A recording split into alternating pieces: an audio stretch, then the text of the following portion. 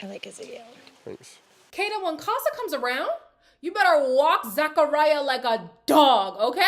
Zacchaeus is playing in your face.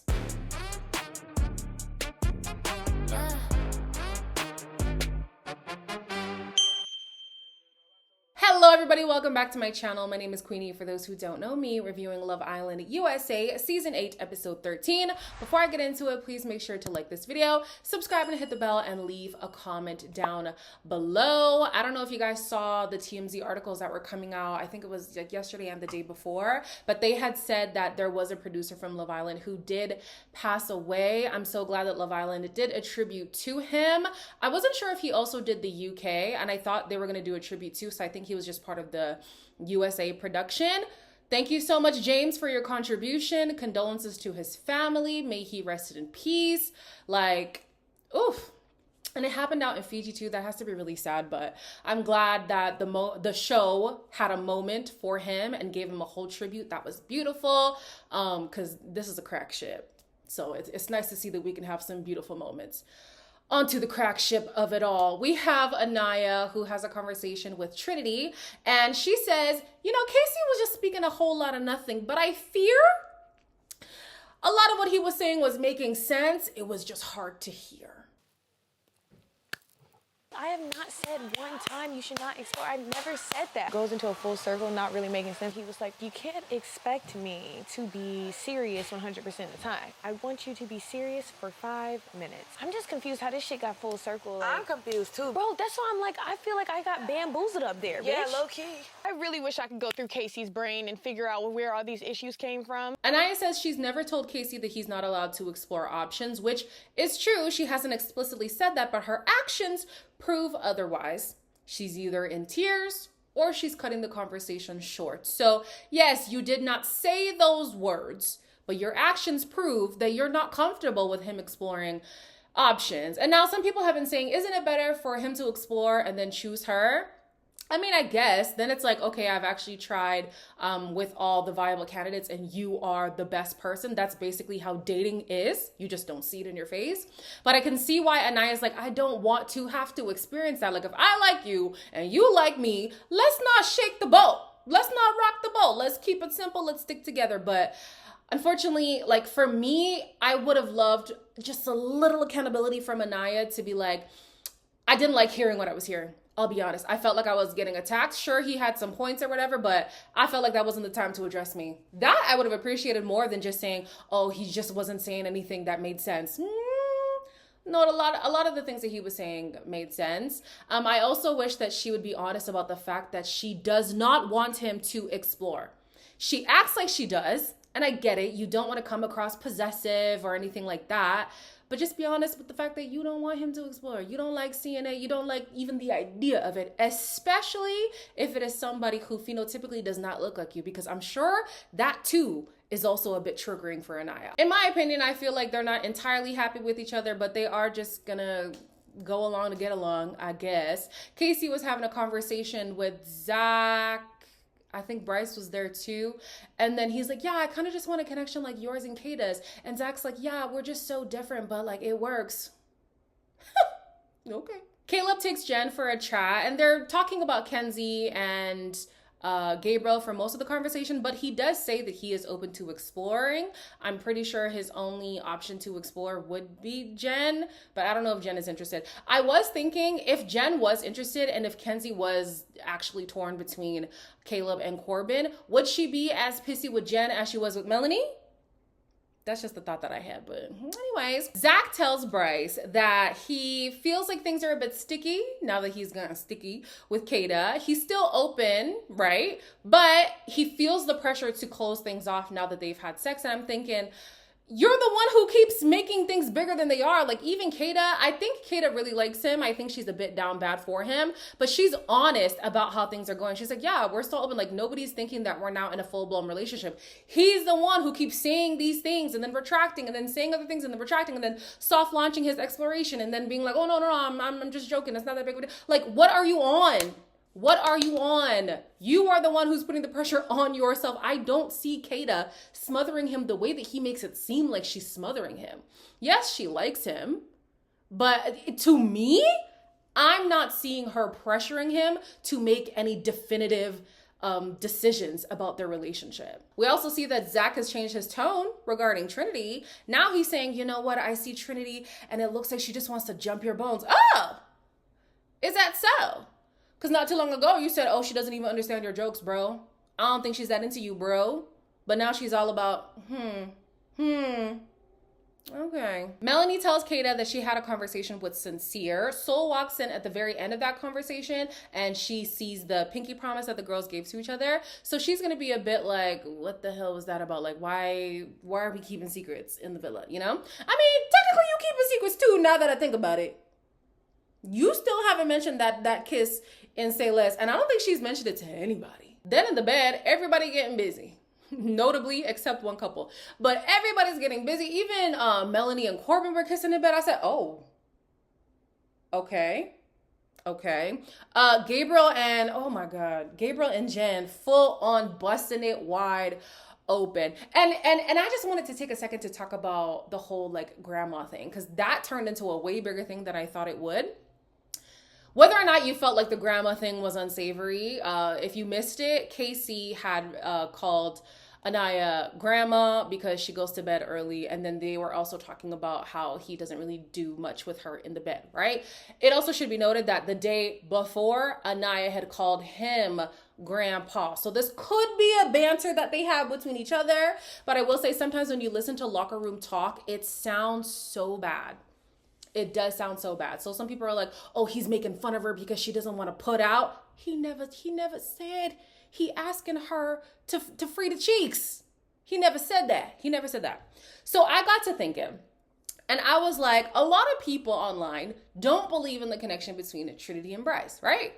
But every time I see Trinity and Bryce in bed, they're at least touching, they're snuggling or something. Sometimes they're kissing, but most times they're at least cuddling. And then I look at Anaya and Casey, and every single night, she ain't cuddling this man. She does not have to before somebody starts to sharpen the pitchforks. She does not have to cuddle this man. She doesn't have to tongue him down. She doesn't have to free up nothing. She does not have to. I can imagine from Casey's perspective, if he's hearing from Anaya, we got a good thing going, but they can't even cuddle in the bed. It's got to be weighing on his mind, like, do you actually like me for real? And it's probably why he brought up the whole, well, you didn't pick me first anyways. So, like, I get that people are annoyed by Casey saying what he said. I just wish some people would try to remove their loyalty to Anaya in the moment and just see the perspective that Casey is coming from. Anybody who's coming on Love Island knows people be getting physical. The challenges surround physicality. You got to make out at the end of every single freaking challenge. And last season, wasn't that the same discourse about Dasha? She was first out because, you know, guys were like, yo, you're a little bit uptight. That's a real thing. And I get it. It sounds awful. It sounds horrible. It sounds bad. But I don't think it's wrong for Casey to express that he wants a bit more physical affection. And to be clear, he never asked for sex. I'm sure he wouldn't oppose to it, but he never asked for it. So let's not put that in the equation when that was never part of the equation. In the morning, Anaya is asked if she's okay with Casey pursuing Soul. And she says, yeah, the only issue she had before was that it was the wrong time and the wrong place. And my question is, when would the right time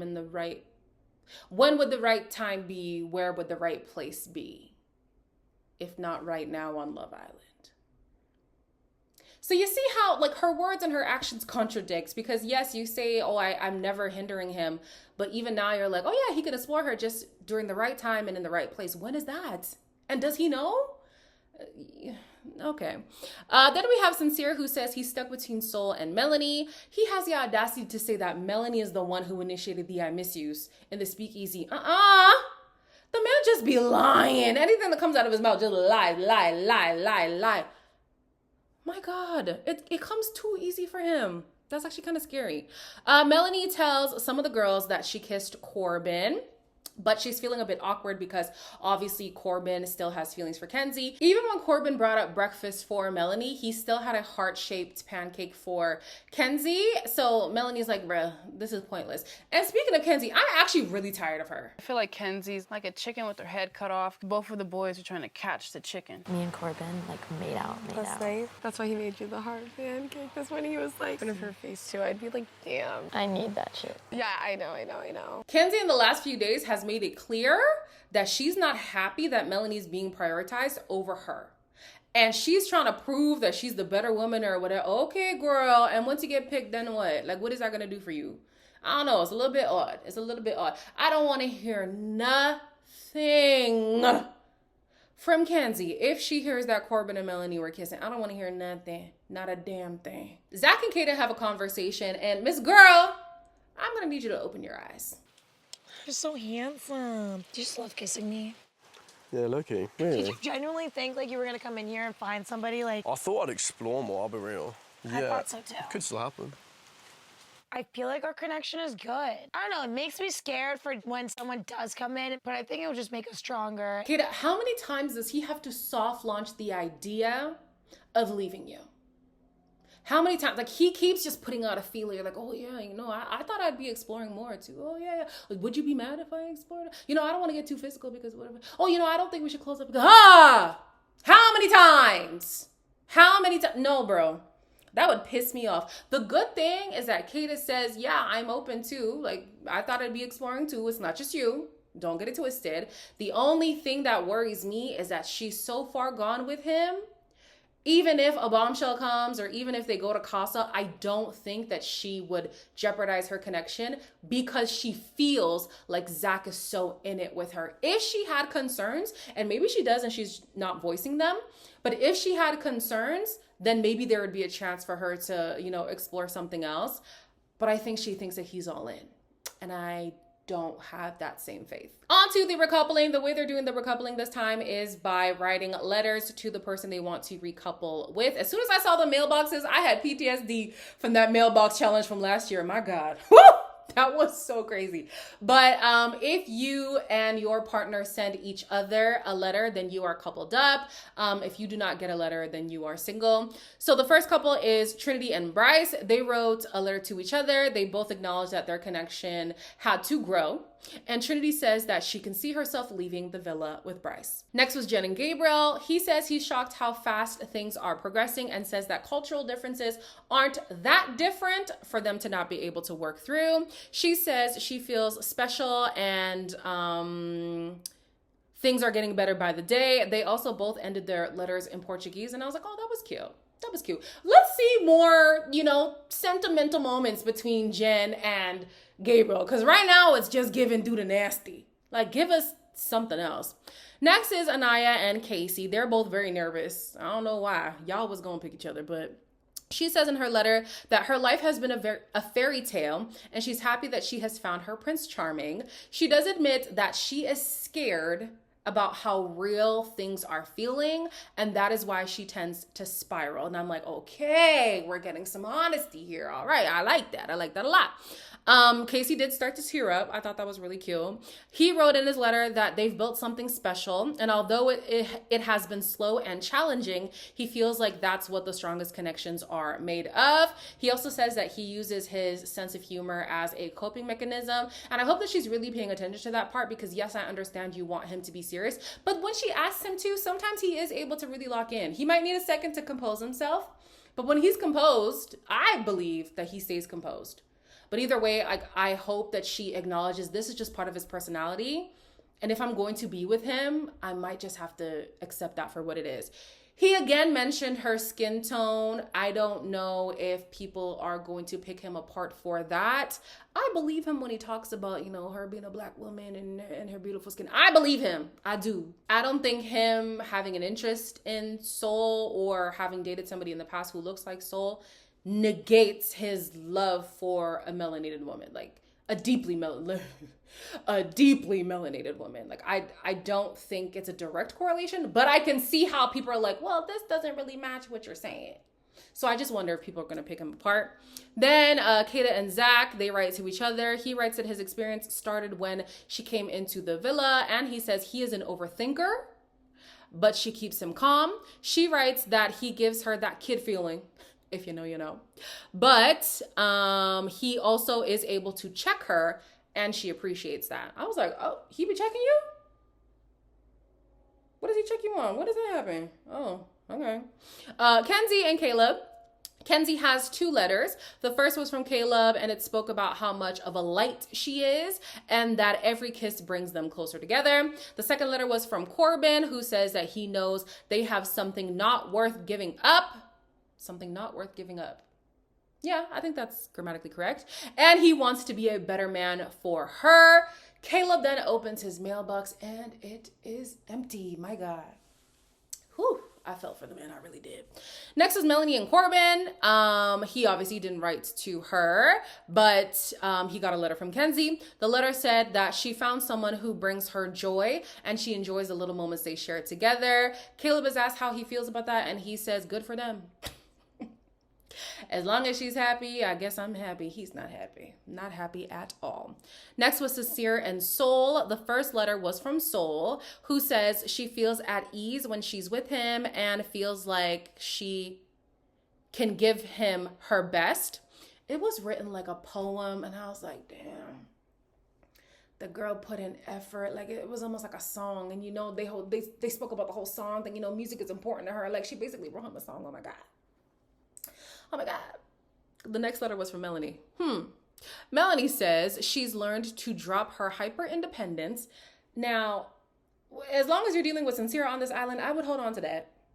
I would hold on to that because I don't know if you should be as dependent on Sincere as of yet. She also mentions her favorite stories that he's shared about his life. She says that she is sorry and would like to try things again.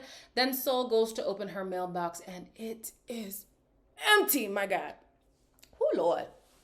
Rough, very rough. Melanie, of course, could not hide her smile because she knows that she has a letter from Sincere. The letter says he's aware that the damage has been done, but he's taking steps towards learning from his past mistakes. He mentions that he's excited to do things outside the villa that they have already spoken about. And basically he's saying it was always you. Damn. And on that topic, I remember a few days ago, there was a first look that had this snippet and it never made it to the show. Are the boys like just playing it safe because they don't want to leave? Is that the reason why Soul was like, literally nobody gave me energy? Like, is there this pact similar to what they do on Perfect Match? Is there this pact that they're just gonna stay who they're originally coupled with to keep them in the villa as long as possible? Because if that's the case, then I'm gonna need us to be able to vote more often. Because that's a lot of the reason why we're frustrated with the villa and the lack of exploration. If they have this pact, we know it's not gonna happen. That's actually so rough. Then Ariana's gonna say, you know, this episode is about love. So Soul and Caleb, you're gonna be coupled up. No. I understand that now that everybody's coupled up and America gets to vote, they're gonna say who their favorite couple is. Respectfully, then you should have said who's your favorite Islander. Because we know if you're saying favorite couple, you're setting up Soul and Caleb to be dumped. But if you say favorite Islander, there is a potential for Soul to still be in the villa. And I want Sincere to actually have to face Soul. Well, I guess there is still time before that happens. There is still time before the next dumping. So maybe that'll still happen. Okay, maybe I'm not mad. Hold on. I'll take it back. I take back my frustration. I take it back. Okay, let me chill. Anyways, as always, like, comment, share, and subscribe. And I'll see you in the next one.